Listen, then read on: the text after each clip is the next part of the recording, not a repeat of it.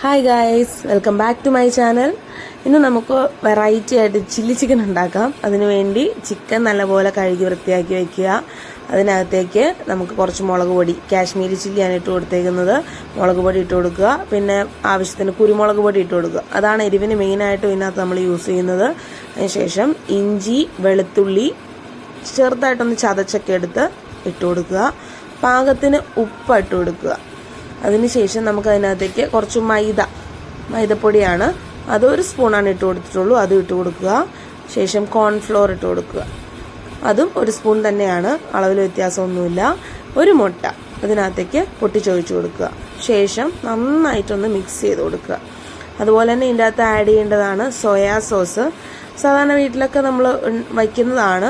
അപ്പോൾ സോയാ സോസും കൂടി ഇതിനകത്തേക്ക് ആഡ് ചെയ്ത് കൊടുക്കണം. അതിനുശേഷം ഇത് നല്ല പോലെ ഒന്ന് മിക്സ് ചെയ്ത് ഏകദേശം അരമണിക്കൂർ റെസ്റ്റ് ചെയ്യാനായിട്ട് വെക്കുക. അതിനുശേഷം മാത്രം ചിക്കൻ വറുത്തെടുക്കുക. അപ്പോഴത്തേക്ക് നല്ലതായിട്ട് ചിക്കനിലേക്ക് എല്ലാം പിടിക്കും. അപ്പോൾ അതുകൊണ്ടാണ് അങ്ങനെ അരമണിക്കൂർ നമ്മൾ വെയിറ്റ് ചെയ്യുന്നത്. അതിനുശേഷം ഒരു ചട്ടി വെച്ച് അതിനകത്തേക്ക് നമുക്ക് കുറച്ച് എണ്ണയൊക്കെ ഒഴിച്ചു കൊടുക്കാം. ഇനി നമുക്ക് ഈ ചിക്കൻ എല്ലാം നല്ലപോലെ ഒന്ന് വറുത്തെടുക്കാം.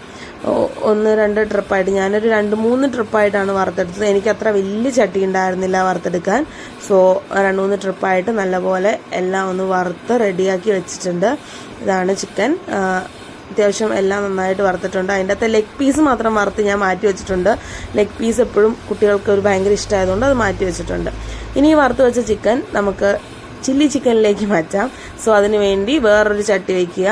ആ ചട്ടിയിലേക്ക് നമുക്ക് ആവശ്യമായിട്ടുള്ള ഓയിൽ, എന്ത് ഓയിലാണോ നിങ്ങൾ യൂസ് ചെയ്യുന്നത് ആ ഓയിൽ ഒഴിച്ചു കൊടുക്കാം. അതിനുശേഷം അതിനകത്തേക്ക് ഇഞ്ചിയും വെളുത്തുള്ളിയും ചെറിയ പീസായിട്ട് കട്ട് ചെയ്തത് ഇട്ട് കൊടുക്കുക.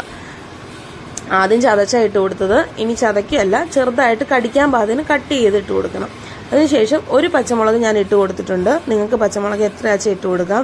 ഞാൻ കുട്ടികളെ കഴിക്കുന്നതുകൊണ്ട് എരിവ് അഡ്ജസ്റ്റ് ചെയ്യാൻ വേണ്ടിയാണ് അങ്ങനെ ചെയ്തത്. അതിനുശേഷം സവാള, 2 ചെറിയ സവാള ഞാൻ എടുത്തിട്ടുണ്ട്. അത് ക്യൂബായിട്ട് അരിഞ്ഞതാണ്.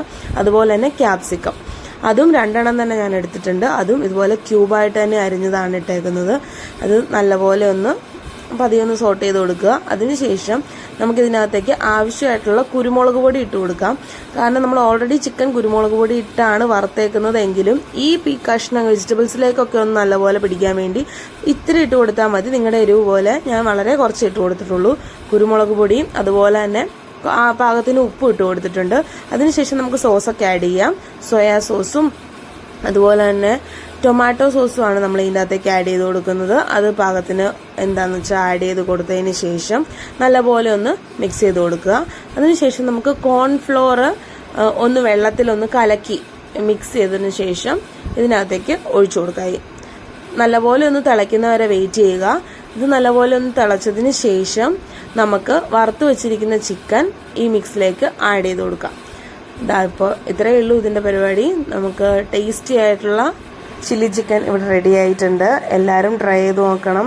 നമുക്ക് വീട്ടിൽ ഈസി ആയിട്ട് ട്രൈ ചെയ്യാം. എല്ലാം ഒരു വെറൈറ്റി ആയിരിക്കുകയും ചെയ്യും. So thank you.